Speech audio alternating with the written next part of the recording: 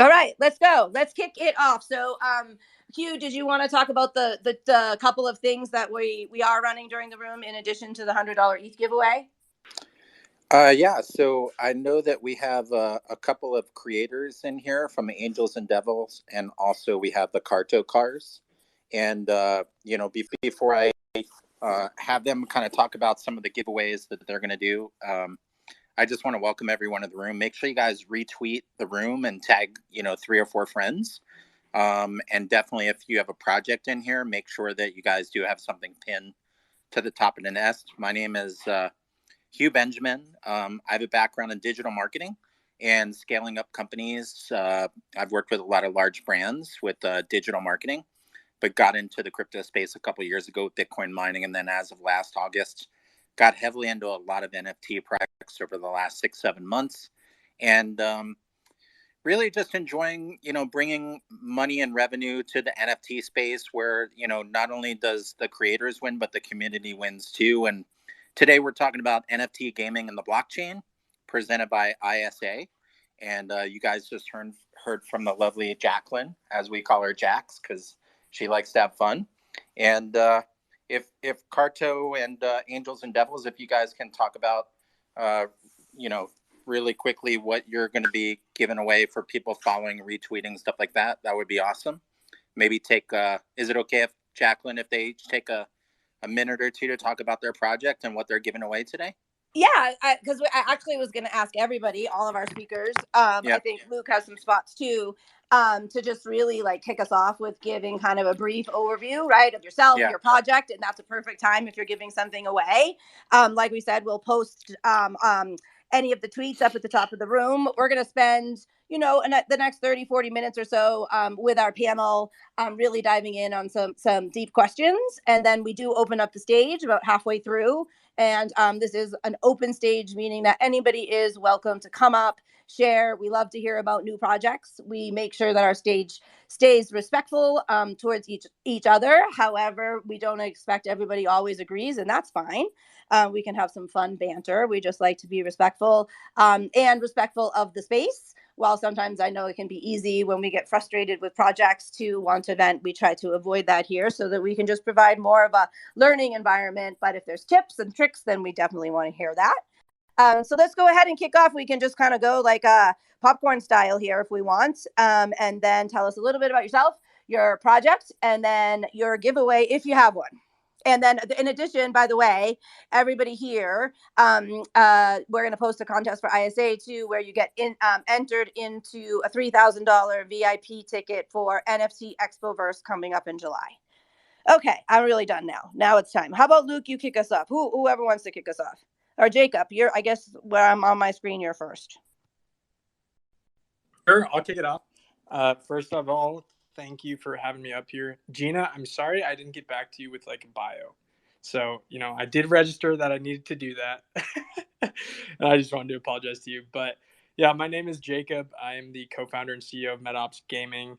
I will go ahead and pin up a tweet here in a minute. But we're a first-person shooter on Solana.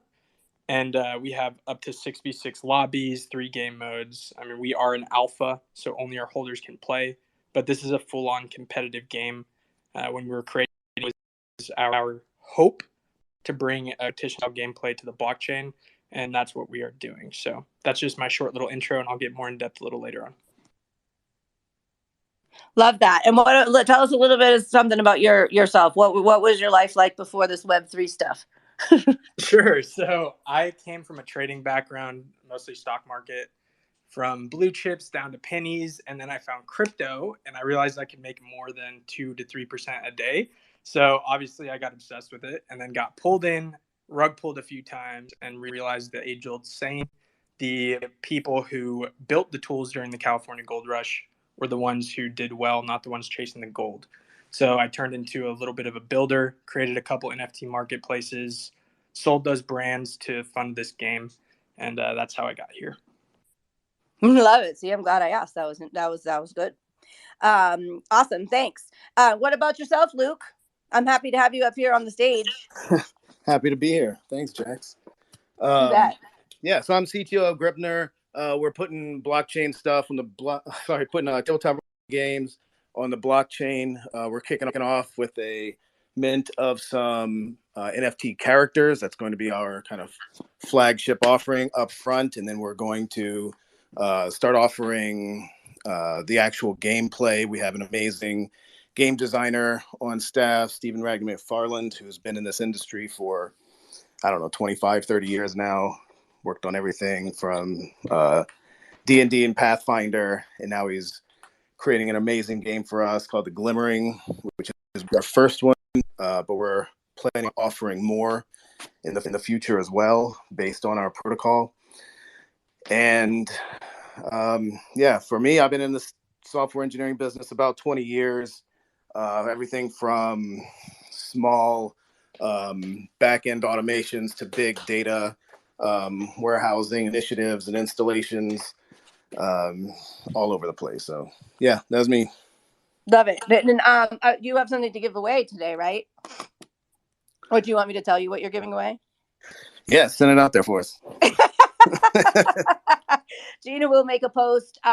So Gripner is a 5e based TTRPG protocol. The characters, as Luke was talking about, are quite incredible, as well as the art team part of the project.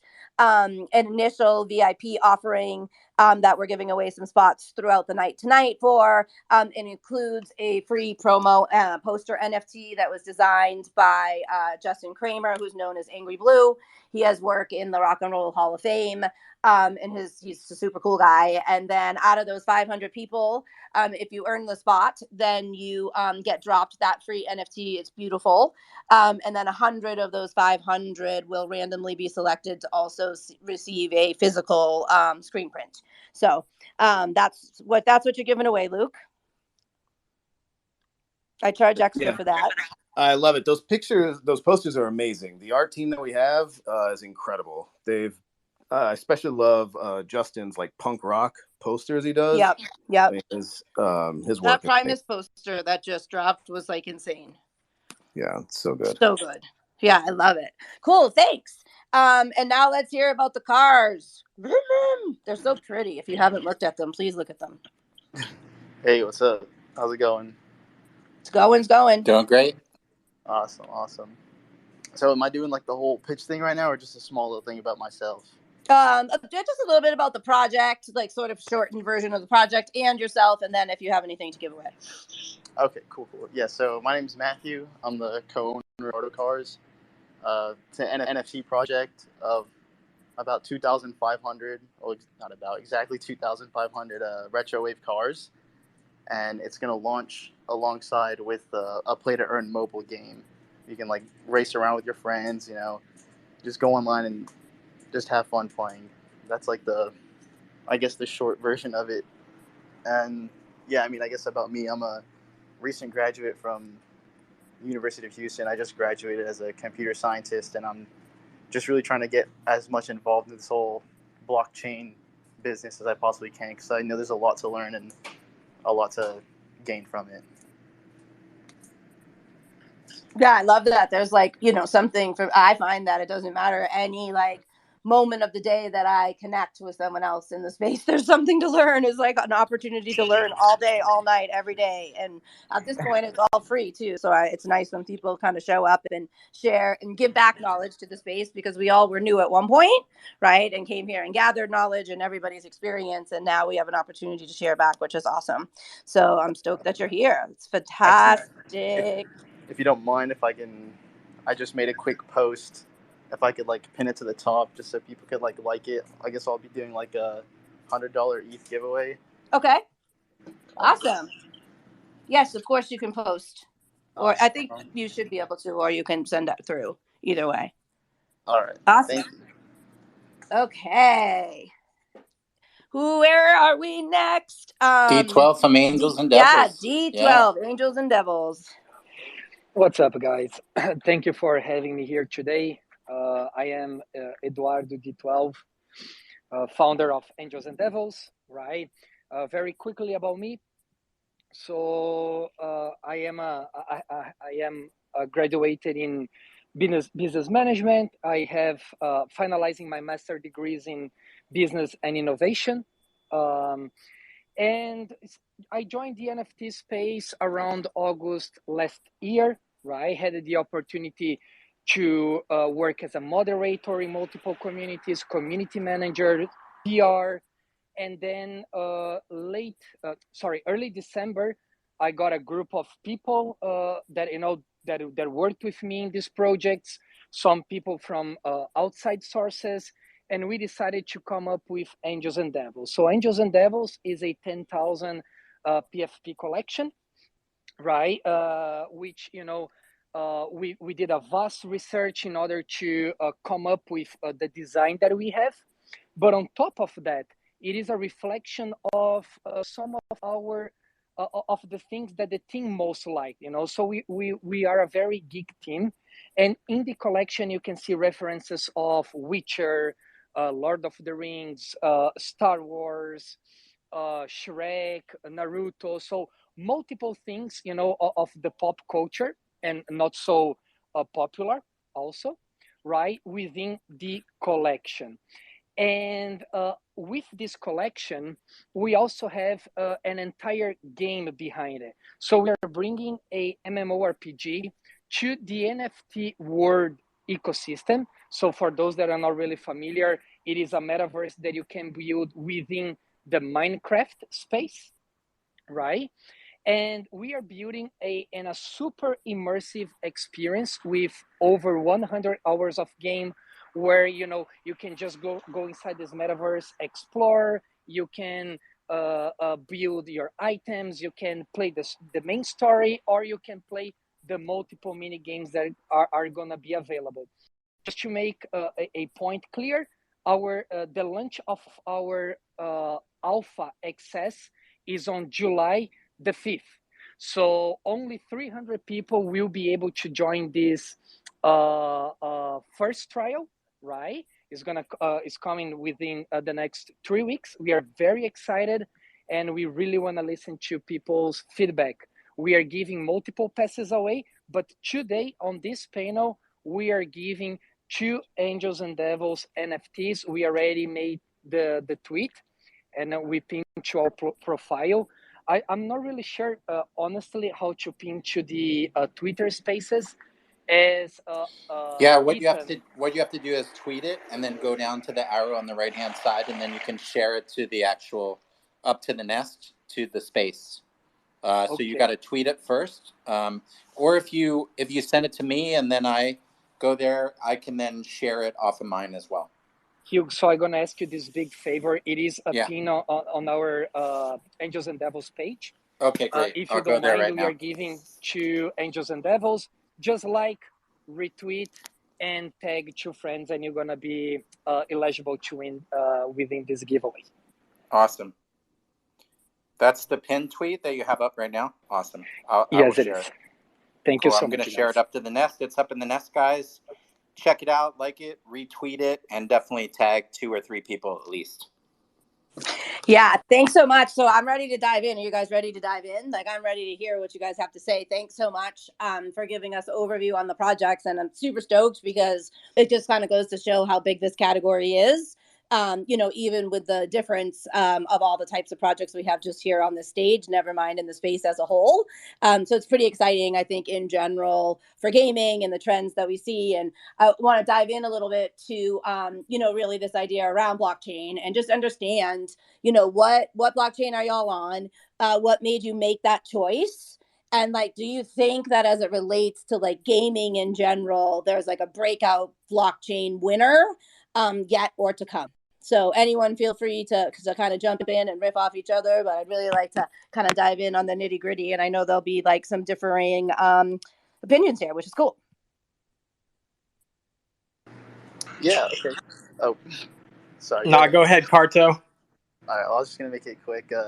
So I mean, we're on the Ethereum blockchain, and originally we went with it because me and my partner, we were like really new to the space. We were just getting in.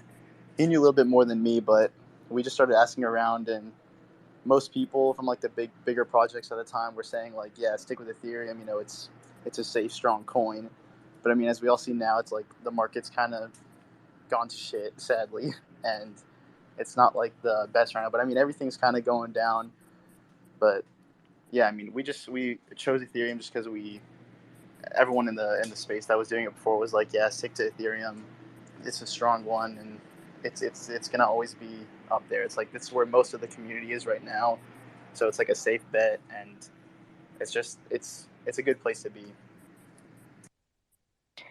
Awesome, thanks. And is there like, with some of the whatever, some things are gaining in popularity, but based on where you are so far, are you feeling like good about that option? Well, right now it's so like we're considering doing like a layer 2, like using like the Polygon blockchain, because it's just it's a lot smaller and it's a lot simpler with like when like transferring like tokens to sell, or if you're like using it in our game to like buy an asset or something to add to your NFT. It's like it's a lot cheaper with gas. So at least for like the token system, we're now considering like just doing Polygon, but for like the main buying of the NFT, we're still on the Ethereum blockchain. Got it. Yep. I am hearing kind of a lot more and more of that from these projects. So yeah, very interesting. As we like think about, actually, Jacob, you guys share, and then I'll ask you questions. I love your energy. I love it. It's needed in these spaces. So yeah, right now MetaOps is on the Solana blockchain. We had started on Immutable X. This was about 8 months ago now, maybe 7. No, about 8. So about 8 months ago, we tried out Immutable X, and that was where we were gonna, do everything. I have full support of layer 2 solutions, but even 6-7 months ago, they just did not offer the APIs. In layman's terms, it was hard to get our game to communicate with their platform. So we made the decision as a community to move over to Solana. That happened to be a really good decision for us, not even just engagement-wise, but seamlessness. So, and then obviously very low gas fee. What's up, Yasin? How are you?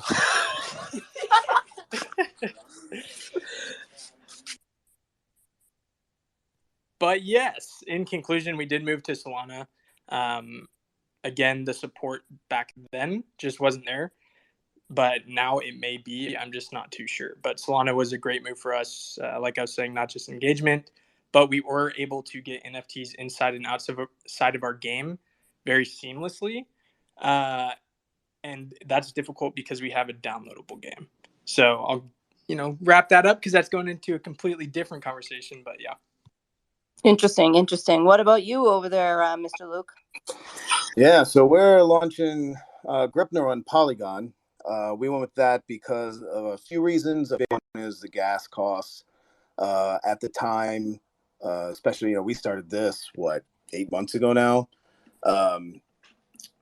There wasn't the tooling we found for developers for like a Solana thing. So we really like that. I don't know if anybody else here is an engineer, but if you've seen the growth in Rust-based tools lately, it's incredible, and I would love to get experience with that. But Solana engineers call themselves glass eaters because they're like fighting through a lot of newer issues and stuff. They're doing incredible things, but they're doing it on their own. And we went with something a little bit more familiar with an EVM chain, low cost, low gas fees at least. Gives us a lot of flexibility for moving around. It's got a lot of bridges and on ramps from exchanges and stuff. So I don't think it'll be too hard to get people moving over. Got it. And Luke, like, do you have felt that sort of sentiment, like also the market change has changed a little bit, right? Because even 8 months ago, like I wanted to kill you all with the Polygon thing, right?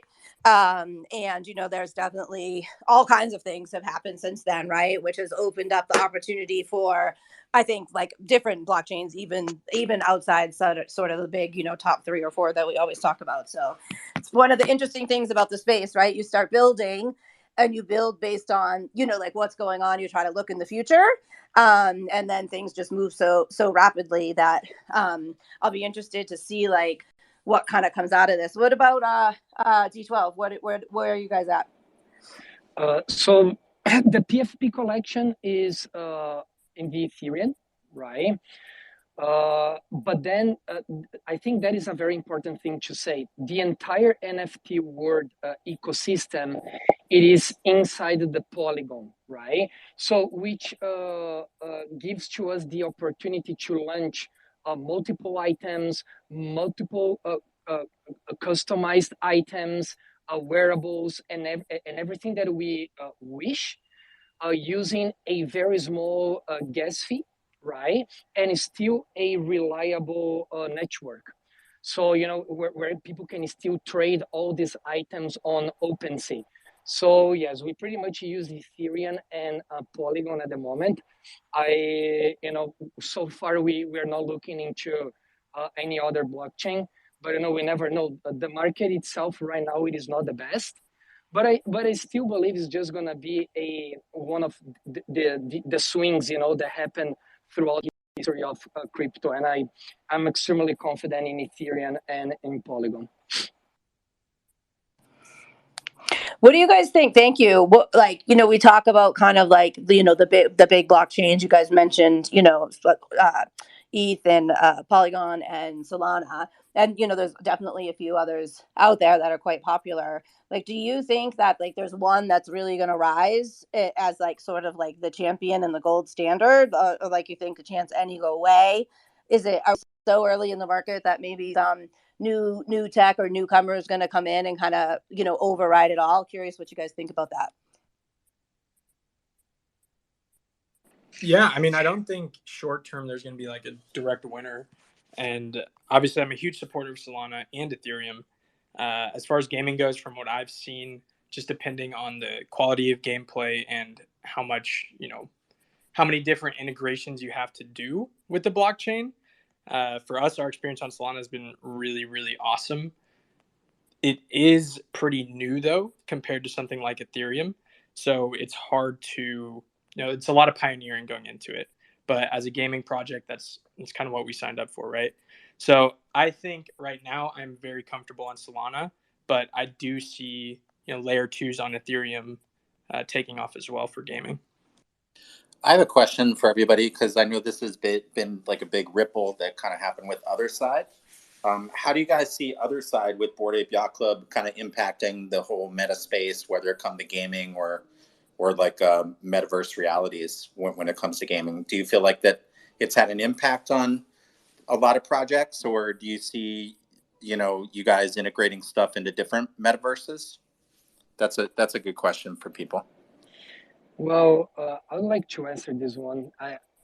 In terms of angels and devils, we definitely look into all sort of metaverses. So we have Deeds, we have Sandbox, NFT Worlds, Arcade Land, and I think Jacqueline just said, right? It is very early.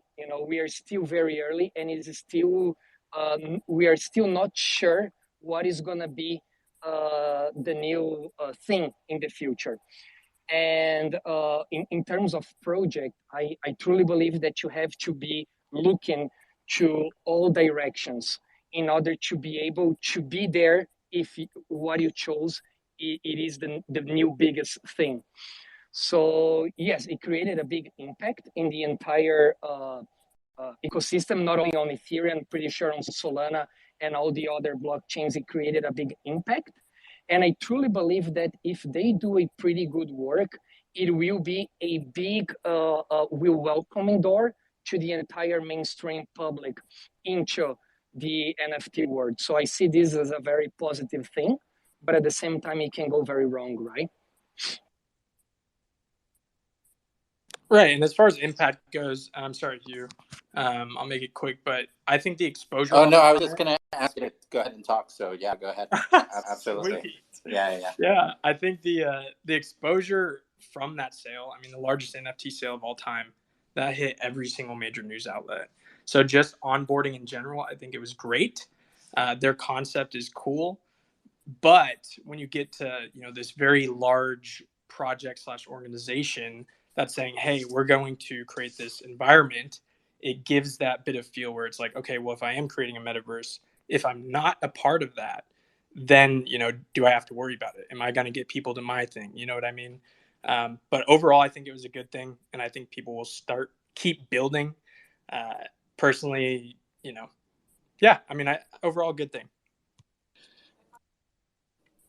When it comes to, like I just got involved in Fluff World not long ago, and I noticed Fluff World is doing collaborations with different projects like Other Side, Brandverse, things like that. How do you guys see yourself kind of like integrating with other projects out there to cross market in a way?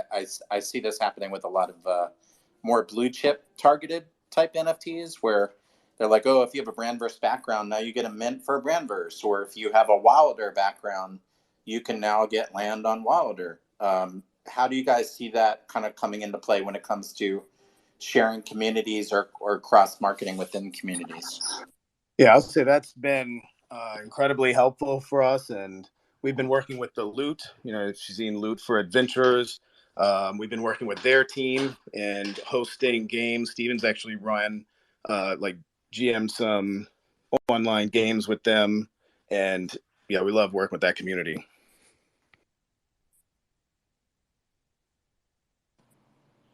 Anyone else here partnering or leveraged collaboration through, like, whether it's partnering for marketing or tech or just general collaboration, or right now still in the stages really of like working out where you're at?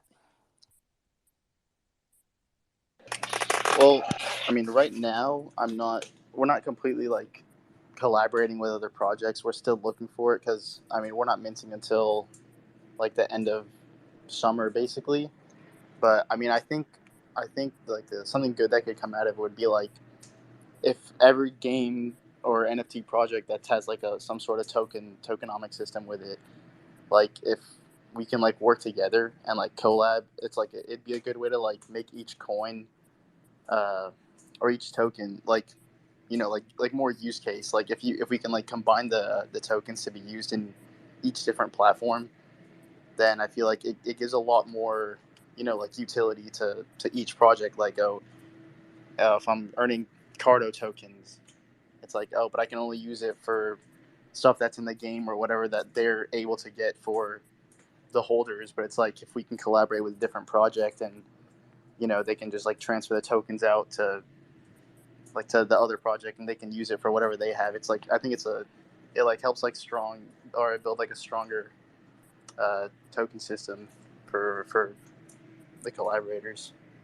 Yeah, I think from a community standpoint too, like when I was going through Fluff World the other day and I saw something from Bored Ape or I saw something from Cool Cats, I was like, well, I don't have a Cool Cat, but it might be, we start to relate to things that we understand, maybe other communities we've been a part of. So maybe if we're in, Angels and Devils, they're taking an influence on maybe some of the tools for the game or some of the special power, whether there's like certain utilities for each one of the NFTs to actually play the game. Now we're incorporating like other audiences.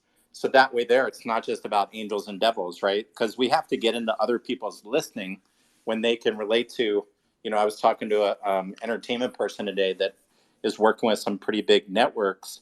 And he's like, well, how can we bring utility to this? So maybe we can integrate like a large brand like a Roku or something like that, where if someone holds the NFT, now they have, I don't know, 3 months of free Roku service, and kind of like giving back the value to the community. So do you guys have any input about, what kind of value you bring to your holders and integrating, collaborations like that, so that when people come in, it's not just about your project, you're actually expanding their mind into other communities? Yeah, Jacob, thanks. Like you may speak.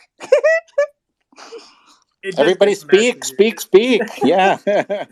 Go to down popcorn. Yeah. But yeah, we do a lot of different collaborations, and then obviously there's a big difference between collaboration and partnership, right?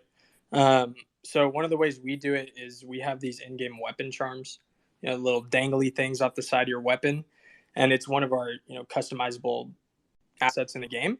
So you can have, if your project say all of your holders, only your holders get to use that weapon charm. Small things like that, all the way to even we have billboards in game. One, it's a great advertising possible revenue stream. We don't sell them at the moment, but that is another thing to think about. But just the exposure they get from it, is awesome. Just to see your project, even if you're not a gaming project, we even support one-on-one artists inside of an already existing environment. It's really dope, and we've gotten some strong feedback from that. And even like winning a tournament, the person who wins this tournament gets their own billboard, things like that. And then obviously integrating other gaming assets across it, the interoperability part of it. But yeah, that's some alpha that I won't drop yet. I mean, I thought we were like slick because we're also doing billboards, and when you said that, I was like, damn. It's a really good idea. It's a really, really good idea. I think it's a good way to advertise, and like you can like tell people if they build up enough tokens, they can advertise whatever they want, or if they could try to buy one. Yeah, it's like, I don't know, kudos. Cool stuff. Hey, I want to have an opportunity in a couple of minutes to like open up the stage too, and have anyone from the audience come up, and if you're interested and want to learn more or have questions directly for any of the projects, please make sure you bring those up. You're welcome to share your thoughts and opinions. If you've got something you're working on, we want to hear. Real quick, if you joined the space late, there are multiple giveaways going on. You have a chance to win a VIP ticket to NFT Expoverse worth $3,000. And all of these are pinned at the top. There are two $100 ETH giveaways, and we also have some NFT giveaways. So we'll start announcing those, but please scroll through the top to learn how to participate in those. And if you've heard anything on the stage from the speakers this evening that you find interesting, please go ahead and give them a follow, and then you can stay up to date. And before we kind of open it up, I've got sort of like a I don't know, maybe it's just a Jax question, but I'm curious your opinion, right? We're talking here, we've got role-playing games, we've got mobile games, we've got immersive games, right? Like, and when we think about like blockchain games, or just like the category in general, like what is it that you consider like constitute like an actual game? Like a lot of times people think it's like traditional video games, right, that they're going to go play. So I just like kind of curious, what do you guys think makes it a game? Is do they all have to have PDE? Is there entertainment only? Like, just what do you think about the space in general?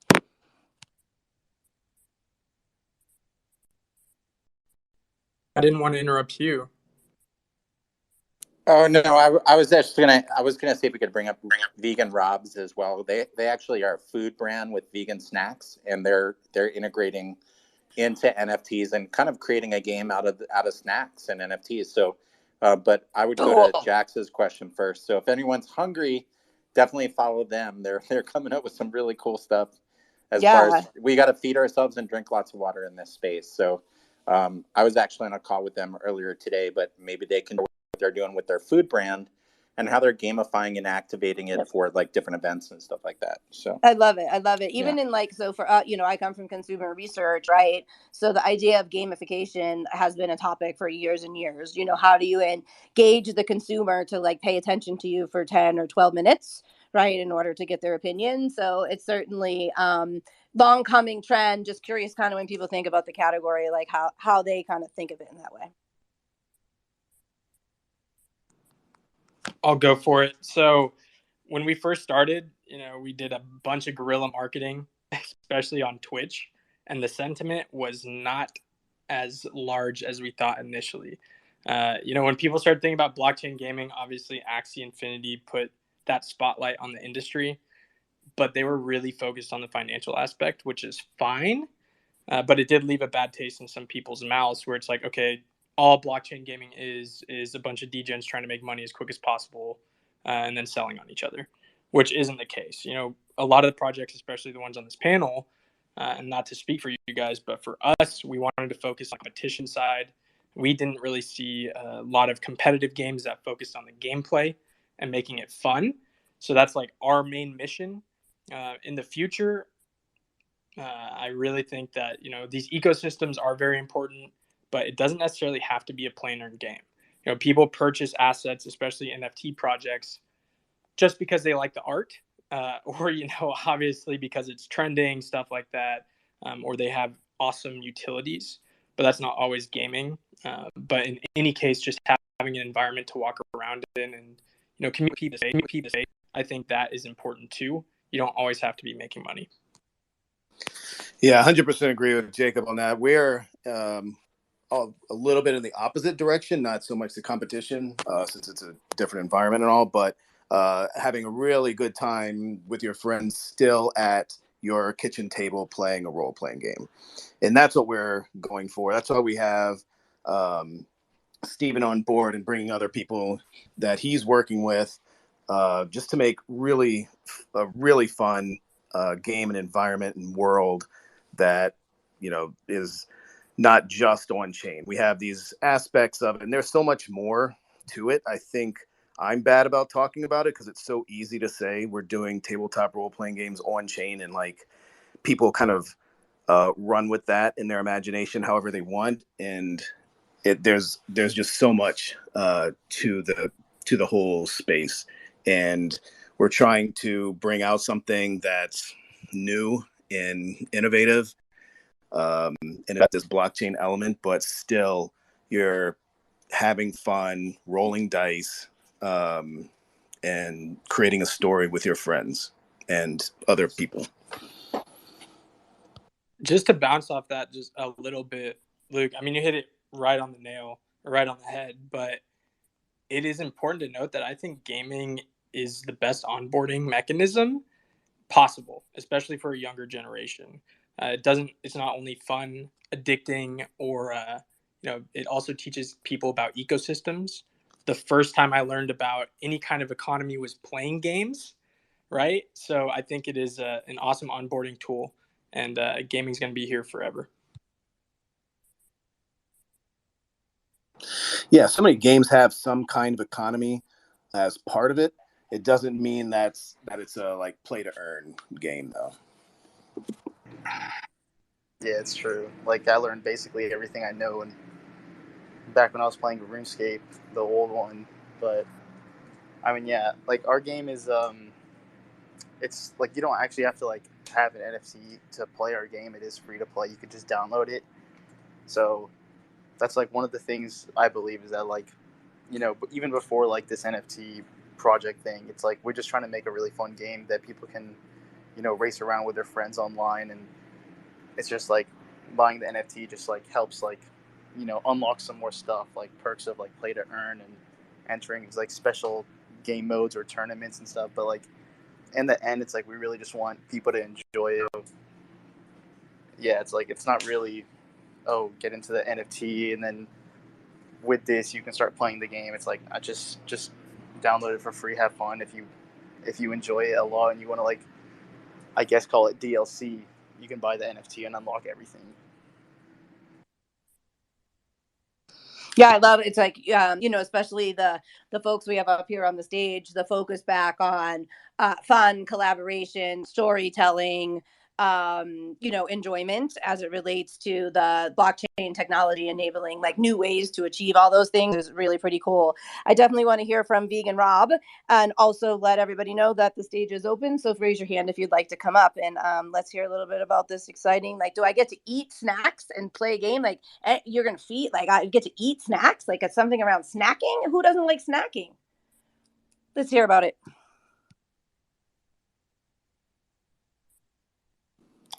Yeah, go ahead, Vegan Rob. You can unmute yourself if you want to share about what you guys are doing with your brand. If you guys aren't aware of Vegan Rob's, it's a big snack brand around vegan snacks, and they are doing a lot of activations. Let me see if I can invite them back up. They may have gone down to listener. But yeah, if you guys want to raise your hand, and I know I just brought up Gary too. Welcome to the room, Gary. Thank you so much. Double RG man, what's up? I'm just hearing some awesome stuff. Had a quick question for Jacob, if that's okay. Yeah, go for it. So I've been playing FPS shooters my whole life. I've been globally ranked in most competitive titles that you can think of, and I'm super interested in meta ops. However, when I went to your website, I clicked download now to play, and it said my game was out of date and needed to update. That was my question. Yeah, you caught the push. We just did that like maybe 30 minutes ago. But yeah, we're going to be updating that link soon. Our game is in closed alpha though. So you do have to own one of the NFTs to play right now. We are going to be opening it up soon to the public, but we also offer 7-day free trials to people. And because you came to support me, I'm going to let you have that. DM me and we'll get you situated after this. If you do like shooters though, Gary, there's a guy in this space, Bill. He is the founder of EV.io. They're a browser-based shooter game. They're awesome. We have some of the same partners, so I would check out EV.io as well. I have played that. What really drew me to MetaOps was amazing gameplay, amazing movement, what looks to be some good gunplay, and the graphics are next gen for a play-to-earn game that I've seen. I appreciate it, Gary. We'll see you on the battlefield soon. You on the leaderboard. Awesome. We have Vegan Robs up here. Hey, we'd love to hear about the snacking and how you gamifying these things we're putting in our body with NFTs. We'd love to hear about what you guys are doing. Hey, everybody. My name is Harry. I'm the founder of Vegan Rob's Token. Before I get into it, I just want to say how impressed I've been by all the great projects everyone's brought up so far. You guys are really building some awesome stuff, and it's great to be joining you all here.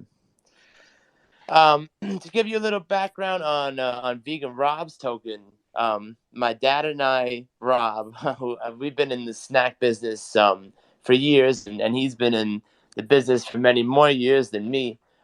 He's notably created Pirate's Booty, which is, snacks sold all over, and I'm sure some of you have probably tried it, but, decided to make a vegan brand as kind of his next adventure. And we decided to make Vegan Rob's Token not only a way for us to connect more with our, consumers and people that love the snacks, but we've created this whole charity gamified, element to our token called the Buy Snacks Wallet, which pretty much the more people use the token, all exchange fees go into this charity wallet, automatically from transfer fees. And the charity wallet is automatically deployed to buy snacks from Vegan Robs and then donate them to different charities across the country. We're working very closely with Feed the Children. They're doing a teacher store, providing food to teachers around the country, and also to kids in their classrooms so that they have food when they go back to school this fall. And so when we talk about gamification, we think, what about a collective working together to achieve a goal? Instead of a bunch of players competing against each other, our collective goal is to feed the world. And so the more that we can use the fun of the blockchain and community and, all the things that go along with that and create activity for our token, we can make something that will enrich and, add value to everybody involved. But also our main objective as a whole is to feed the people that need it the most.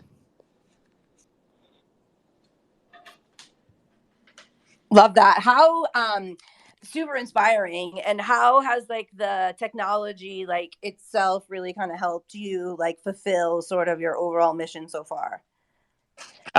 So I think tokenomics to me is so special. I come from an economics background, and it really is, giving a clean slate where you don't have to follow what a government says or what, anybody tells you. You can make a token or a game or an NFT that has, tokenomics that fit kind of any, need that you have.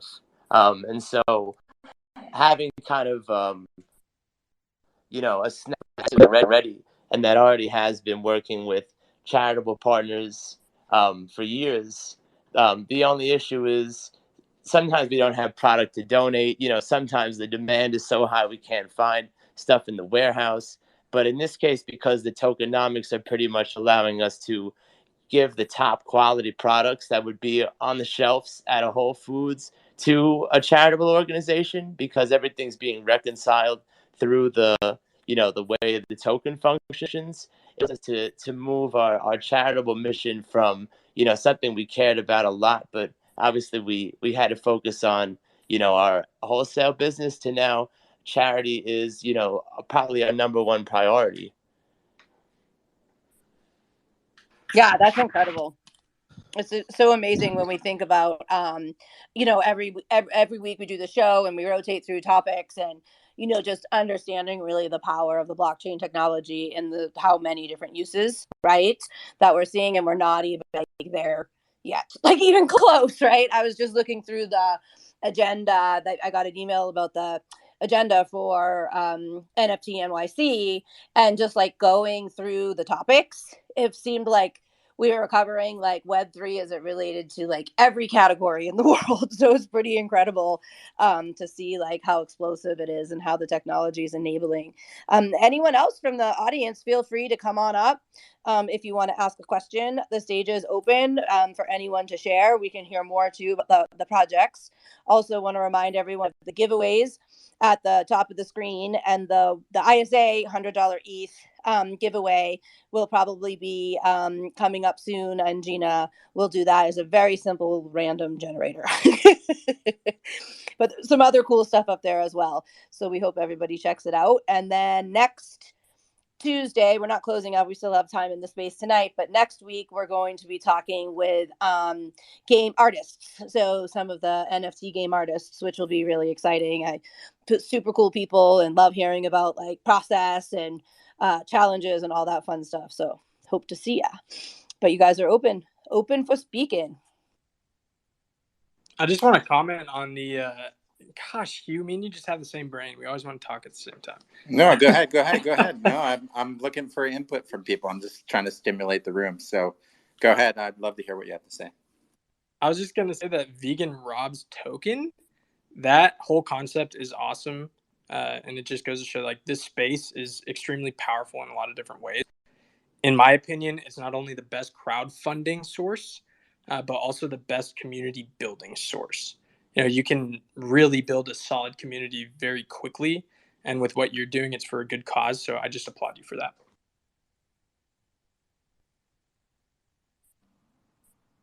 Love that. How about for each other? For those of you up on the stage, do you have any question for each other? Sometimes it's, we don't always get the chance to speak with others doing the same thing. You want to ask each other a question, learn more, clarify anything?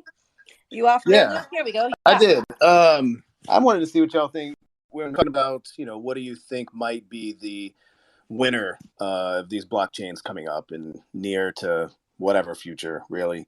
But wanted to see what y'all thought about app-specific chains. DeFi Kingdom's kind of going to their own thing on a Avalanche subnet, and other.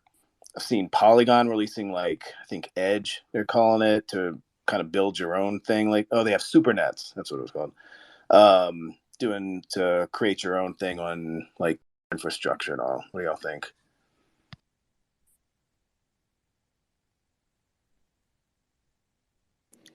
I think a lot of this is Hugh. I think a lot of these brands, they're trying to do what provides a really good user experience. And I'm actually on DeFi Kingdoms, which I was on the Harmony Network, and then I bridged it over to DFK. The thing that really impressed me about the Harmony Network was just how cheap it was compared to Ethereum or some of these other ones. I also played around with Phantom Swap with Phantom, and when I got onto Spooky Swap, I was like, wow, this is pennies on the penny. So when you start to experience how streamlined a platform could be, it starts to become really exciting, because you look at it as a utility. I know for a bunch of time, I was swapping a bunch of my stuff from DeFi Kingdom on Phantom because it was just so cheap, and I was able to bridge it over to Ethereum and save a lot of money when it came to whether I was buying something with Ethereum, I needed Ethereum, or I needed to bridge stuff from each platform. I'm also on BNB, Baked Beans, or I'm also part of another NFT project called Ape Heroes, which is staking, and they're on BNB. But I'm also on, besides DeFi Kingdom, I'm on Realm Land as well, and also Eartha on BNB. So I think I think a lot of these people are developing like their projects on a platform where they feel like the user is going to get a really good experience. I don't know, like obviously Ethereum network and OpenSea is like the big kahuna that everybody goes to. It's like the default. But now there's more people going on Solana. There's more people going on BNB.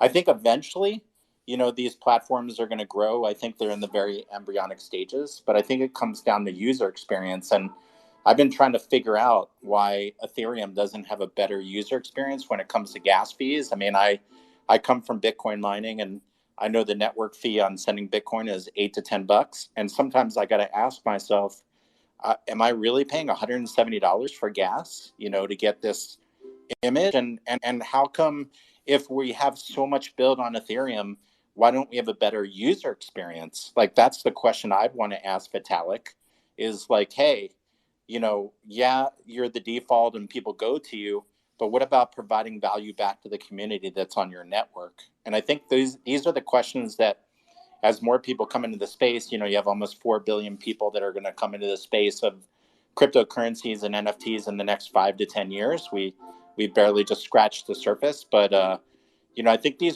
are the questions people are going to start asking: is how are we giving value to the community besides just charging them because we can? Yeah, I sort of agree with that. D12, I'll make it short-winded. I really think the winner is going to be whoever can onboard the best. So, I mean, that's just kind of my short little excerpt on that. What's up, D12? I just wanted to add that I'm very excited with everything that is new and that is coming, that is trending. So just taking the opportunity to incentivize people, to think out of the box, go out, go outside the graphic or whatever you want to call it, but bring the new. Let's keep this curiosity and striving to find new things, because Ethereum, it is amazing, it's awesome. I can't say anything else because my main collection, it is there, but there is so much more to explore, and better things, and quicker and less expensive and more reliable. Who knows, right? So that's the thing. Just let's keep exploring, and we are extremely early in this space, and future is going to be bright.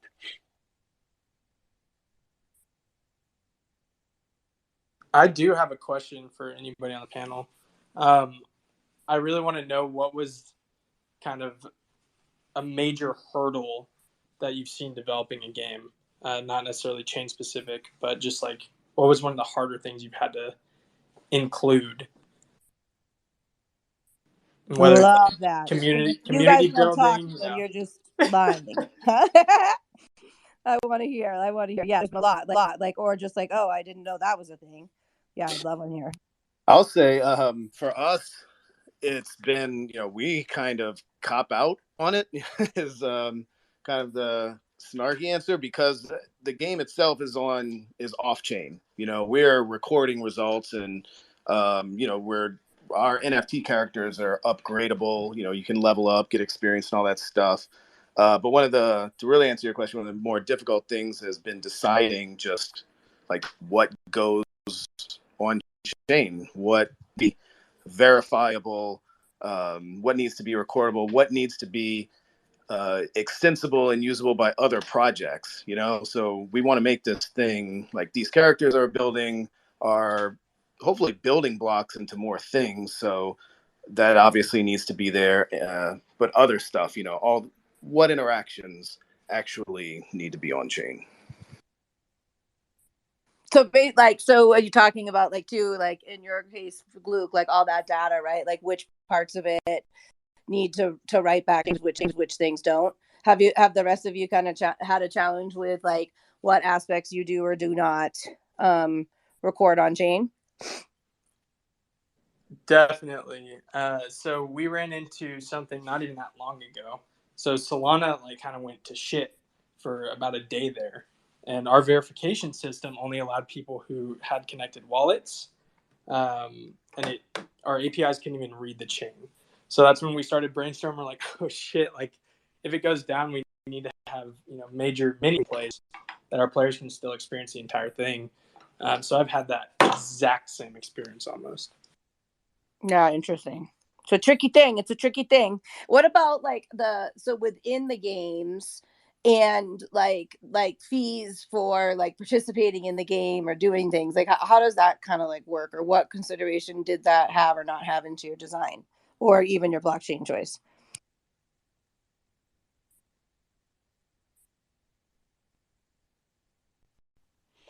Well, I can say only for our project, but I think the what surprised me was the idea that if you want to make a correct economy within the game, you have to even think and consider how many, because I don't know if you guys are familiar, we're just going to bring a curiosity.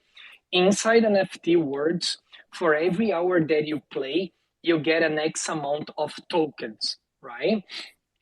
And once we start to put all the in-game economy together, because you're gonna be able to play for free until a certain point, and after that you're gonna have to invest these tokens in the game, right?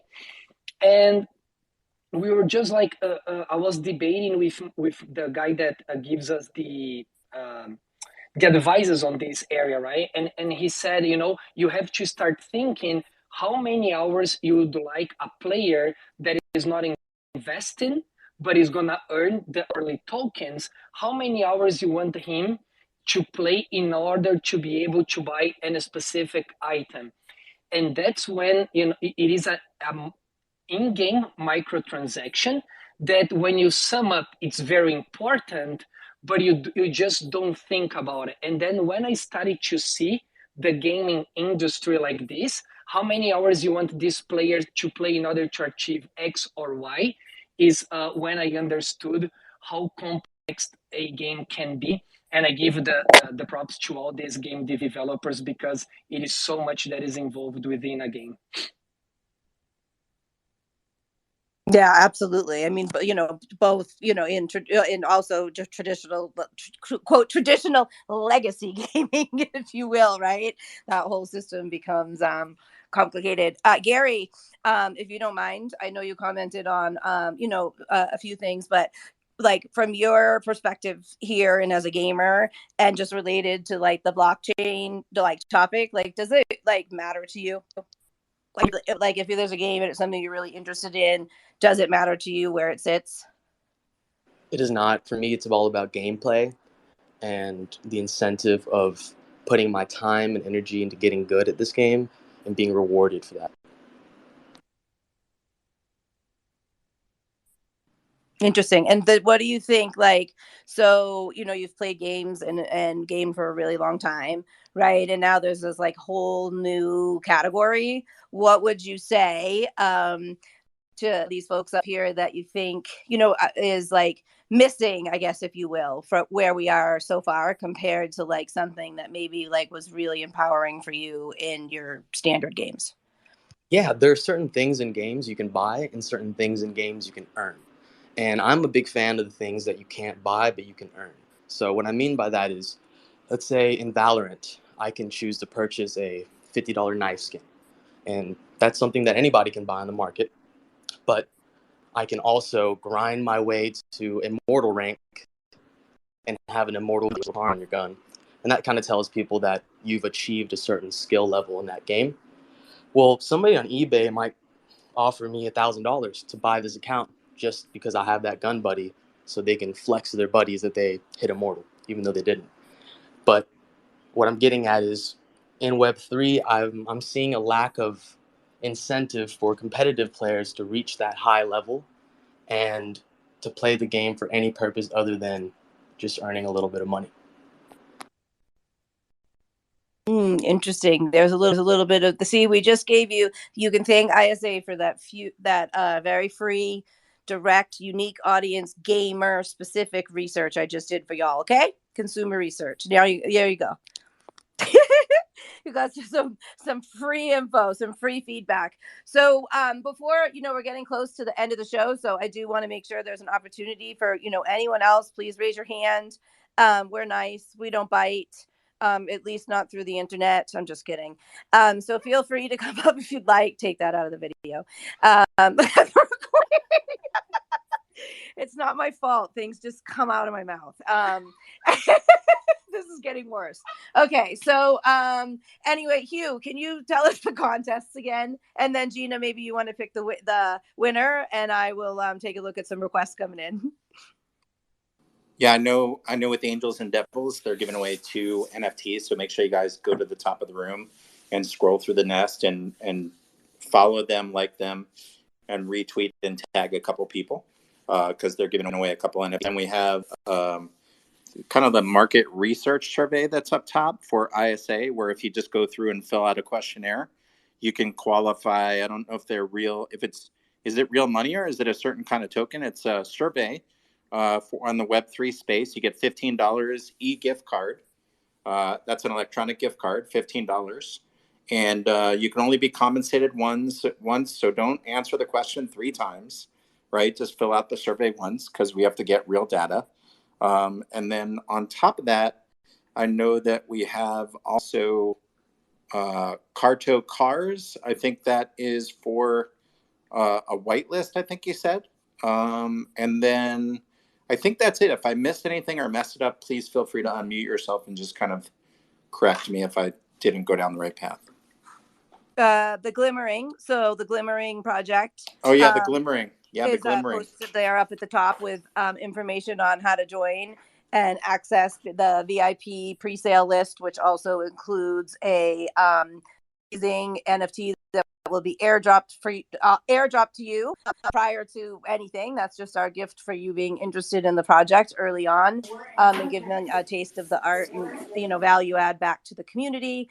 There are only 500 of those spots available, and then 100 of those 500 will also be selected to receive a physical print that will also be signed by the artist Angry Blue.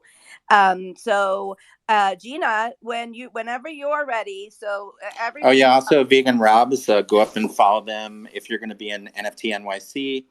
Yes. Make some comments there and tag them, and I think you might be able to get some free Vegan Rob snacks. I'm going to be there. Yeah, I love snacks. I'm sure they'll give them to you to hand out to your friends. So they're trying to activate the space. Snacks, Gina. Well, you're going to have snacks in New York. All right, everyone. The winner of ISA's $100 ETH giveaway is... Wait, I just lost it. Hold on. Oh, man.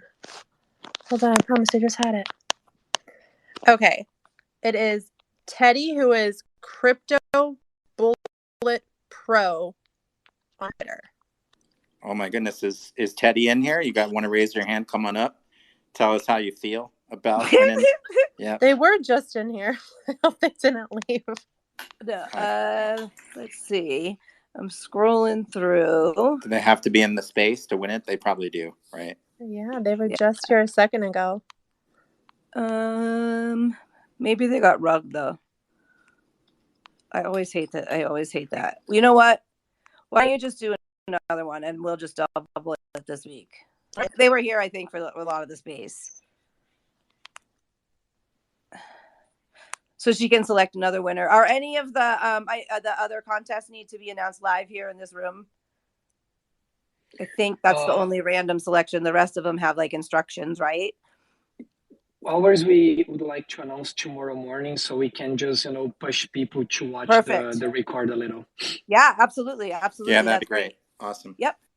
And definitely, we'll take a look when you announce your winner and retweet that. So I'd like to hear about the winners. We're just here to like be cool and hang out. So it's fun to just win stuff. And all of the instructions are at the top. If you're not familiar with Twitter Spaces, you see like at the top, and then you'll see these like little dots kind of underneath the top.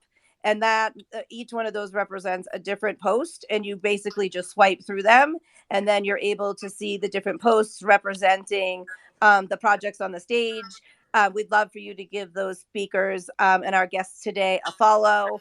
If you're interested in the project, feel free for those who have open Discords to please go in and check things out. And as we get through these winners, then we're going to be announcing them also on Twitter. And the VIP ticket I think is going to be announced live on, I think, the June 18th Twitter Spaces. July 18th. Good thing for Gina. Yeah, and just reach out to anybody on stage. I mean, if you want to build relationships with people, reach out, DM them, ask them questions, and we'd love to build community and build relationships. So, thank you. All right, guys, I've got another winner chosen, and it looks like they're still here, and it's jovinrayo.eth. jovinrayo.eth. Come on up, raise your hand. Let's get you some money. Moolah. ETH. I invited to speak. And there is, I guess, too, the chance that there might be people that could be listening off of on their PCs, and then they may not be able to come up. If that is the case, don't even worry about it. And what you'll do is we'll just send you a message on Twitter to get the information so that we can send that ETH to your wallet. Cool. I think we had a couple more people. Did we have anyone? I thought we had a couple people maybe join up on the stage, but are there any sort of like final, either like burning questions, if you will, from either anyone in the audience or on stage, and or for our amazing speakers tonight, do you have any sort of parting words? I got a message from Jovin. He said thank you. He's at work, so he can't come up on stage and speak, but he did Awesome. just DM me, so I'll ask him for his wallet address. Perfect. All right. Cool. Yay! He's at work listening. Let's all cheer. Yay! At work, making money. There you go. Yeah, making money and just winning money. What the heck? When I go to work, I know he's making money while he's making money. Oh, it's excellent. Excellent. Okay, final parting words. Anyone? I just want to say that I truly believe that blockchain is just going to be gaming. I think there's just way too much benefit to being on the blockchain as a game than the latter. So, yeah, that's my final remarks. Thank you guys so much for hosting this, by the way. It was great.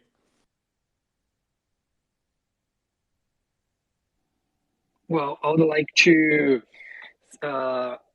ask people to check Angels and Devils, check our game. We have a lot happening this month. Definitely, gaming inside the blockchain will be the next a big thing. And I truly believe that we have in here a good sample of the players that are going to be leading this way. So again, thank you very much. Thank you for the opportunity and for the invite. And I hope to see you guys inside the Web 3.0. I love it. Looks like we've got a couple folks from the audience that have come up, so don't run away, speakers, and let's hear. If you just joined us up on stage, feel free to unmute yourself and share. Cool. We just had Petra Wilson coming up. Hey, how you doing today? Would you love to ask a question or say something? Not bad, not bad. I don't know. I'm wondering if the panelists wanted to go back maybe and if there's still a little bit of time where we could go into that idea of that sustainability for long-term players and the production of these artifacts. And I think a lot of it has to do with, the idea of story in these games. And if you guys could sort of speak to that and the ethic of ownership in Web3. Thanks, Petra. Thanks for joining us again tonight. Yeah, great question. D12, Cardo, anybody want to touch on that? Well, I can talk for again for our project, of course. We in terms of items in game and everything that you're gonna see, we have some things that are coming from the usual Minecraft, which they have their own mining systems and some other things, but 90% of our content, name of the items, the design of these items and what they can do, it is customized and it is brand new. As the story that we have that is based on the comic book that we release, which is original, will be the entire gaming and building and everything. So if you take your time, read our comic book, read the name of the city, name of the angels, look at the buildings and the name of a certain items that they hold, you're gonna be able to see exactly the same thing within the game. So we are very proud about it. But as I said, around 10% of the items and potions and other things boosts will be coming from the original Minecraft idea.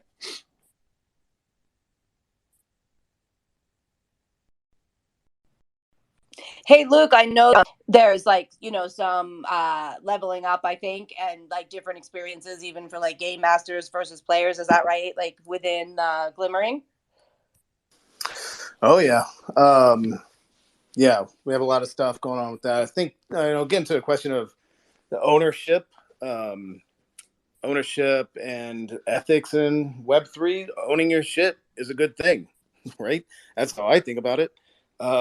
I think that is a lot of the basis on this and a lot of the reason for doing this. I mean, yeah, you own your, in our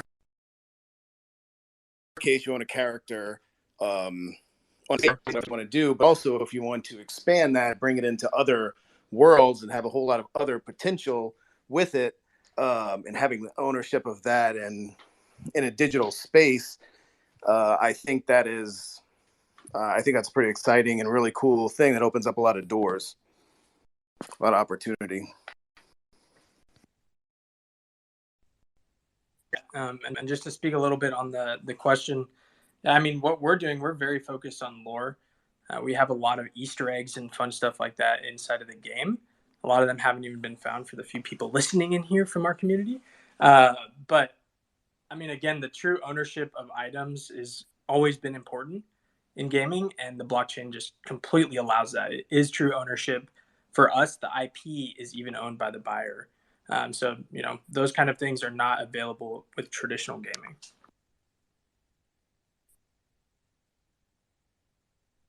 That's all great news. Thank you. I love it. I know we our person joining us up on stage. Did you have a question or something that you would like to share with us? If I say this correct, Jakarian Gaming. Yeah, so this is kind of a question to all the devs, but also something to Jacob. Have you guys considered, and what are the hurdles with cross-chain implementations? And I have another question after that. Sure. So cross-chain, it's definitely possible. Even just allowing that integration from other chains. When you're talking about like cross-chain assets, though, you're going to have and things like that. So it is a bit complicated, and there's a lot of struggles just because it's all new tech. But I think cross-chain is very important. It's just you have to be really careful when you're doing it. For example, if we're selling, a $1 asset, is it even worth paying a gas fee to transfer that off-chain? Stuff like that.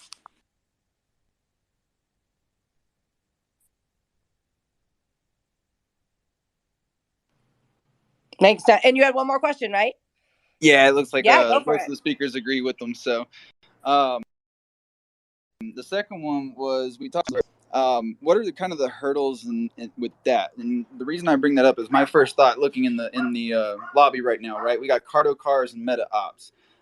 You don't immediately think, oh, those two could collab and you could use the assets in the games, right? Well, what if Cardo Cars comes up with a social area in garages and you can walk around and meet other players? That means you can use driver avatars.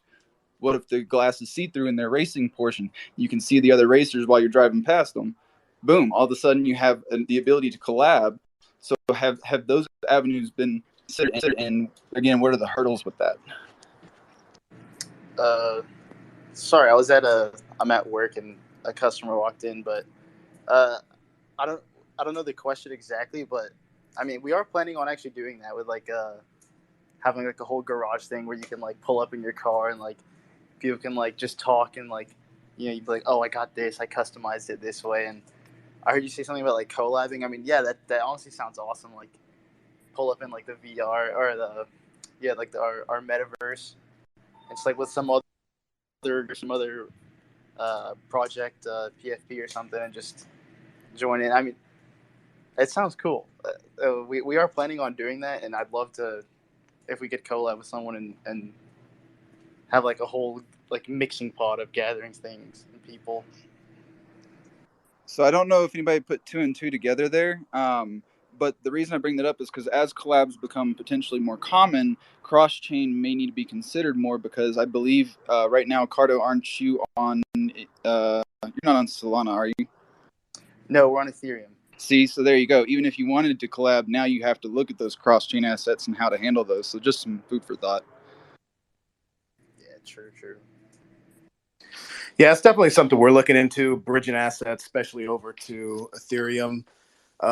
Keeping interactions, I think, back on Polygon, keeping the main data for upgrading, leveling up, getting experience, all that good stuff would be on Polygon. But yeah, we want to see our assets other places. We want to see them used. Definitely something we're looking into.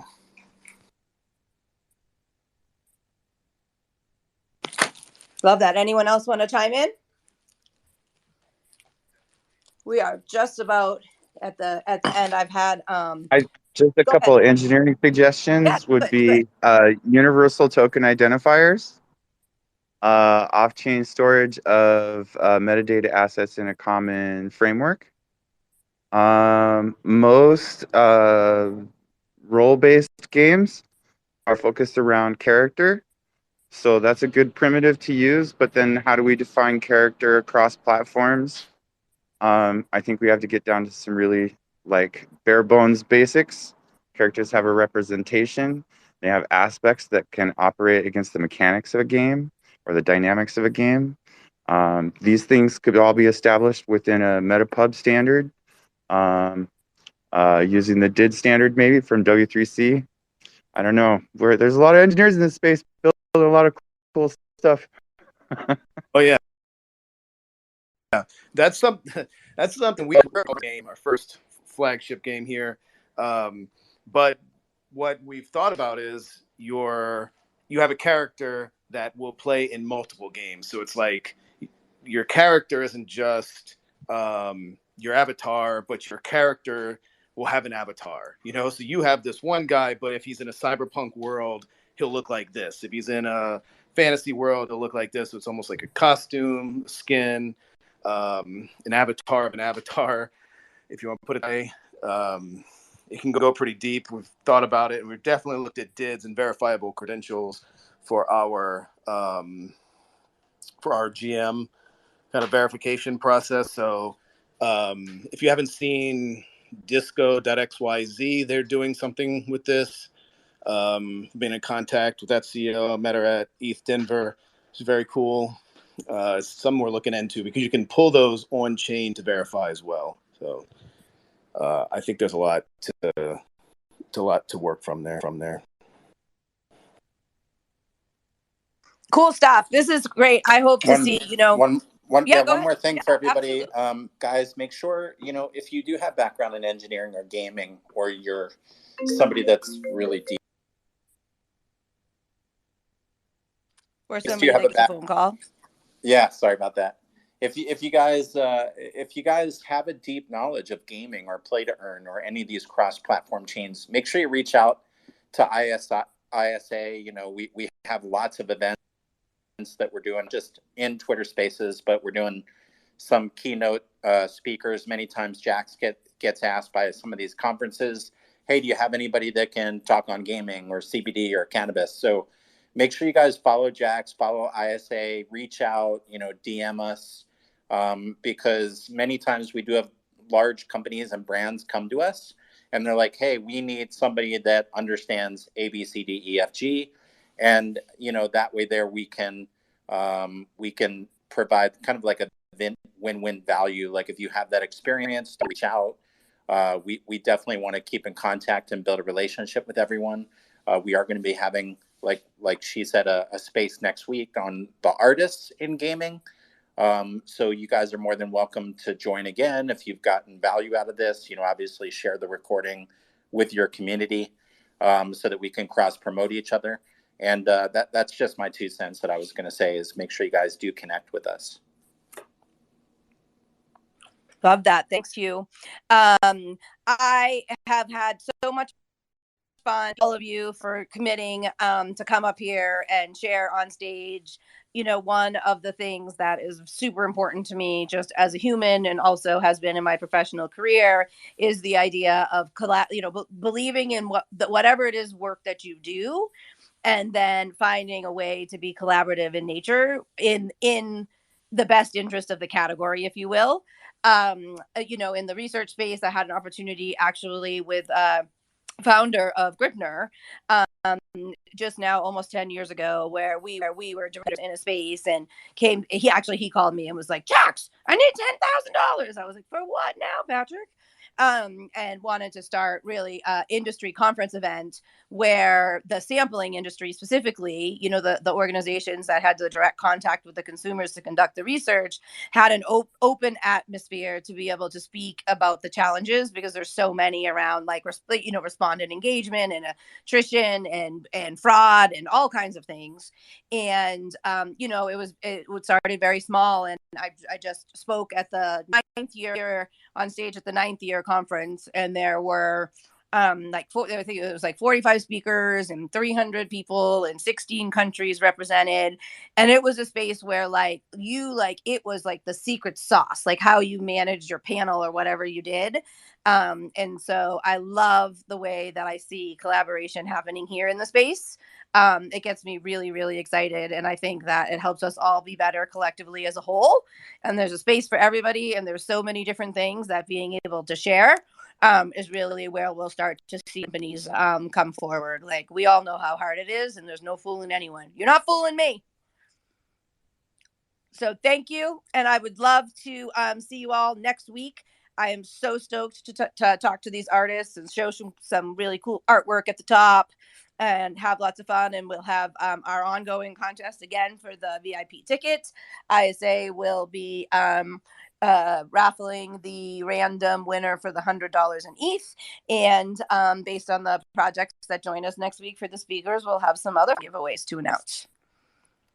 So hope to see you all soon.